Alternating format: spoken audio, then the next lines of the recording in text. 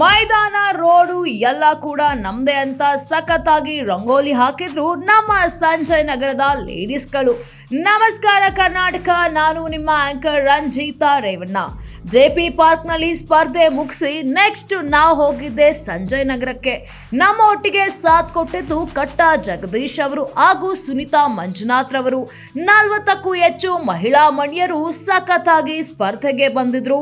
1.5 ಗಂಟೆ ಕಾಲಾವಕಾಶ ಕೂಡ ಇತ್ತು. ಒಬ್ಬೊಬ್ರು ಒಂದೊಂದು ರೀತಿಯಲ್ಲಿ ರಂಗೋಲಿ ಕೂಡ ಹಾಕಿದ್ರು. ಎಷ್ಟು ಚೆನ್ನಾಗಿ ರಂಗೋಲಿ ಹಾಕಿದ್ರೆ ಸುಮ್ಮನೆ ಹೇಗಿರೋದು ಅಂತ ಬರೀ ಪ್ರಥಮ, ದ್ವಿತೀಯ, ತೃತೀಯ ಅಲ್ಲದೆ 7 ಸಮಾಧಾನಕರ ಬಹುಮಾನಗಳನ್ನ ಕೂಡ ಕೊಟ್ರು. ನಮ್ಮ ಸೂಪರ್ ಲೇಡಿ ಸಖತ್ ಖುಷ್ ಕೂಡ ಆದ್ರು. ಇಲ್ಲಿ ಪ್ರಥಮ ಬಹುಮಾನವನ್ನ ಪಡ್ಕೊಂಡಿದ್ದು ನರ್ಮದಾ, ದ್ವಿತೀಯ ಗೀತಾ, ಹಂಗೆ 3ನೇ ಬಹುಮಾನ ಪಡ್ಕೊಂಡಿದ್ದು ವಸಂತ ಅವರು.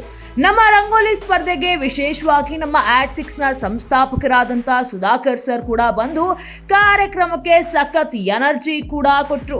ಹೇಗೆ ಸಂಜಯ್ ನಗರದಲ್ಲಿ ಸಕ್ಸಸ್ಫುಲ್ ಆಗಿ ರಂಗೋಲಿ ಸ್ಪರ್ಧೆ ಮಾಡಿ ಎಲ್ಲರಿಗೂ ಬಾಯ್ ಬಾಯ್ ಹೇಳಿ ನಾವು ಬಂದ್ವಿ ಕರ್ನಾಟಕ ಟಿವಿ ಆಫೀಸ್ಗೆ.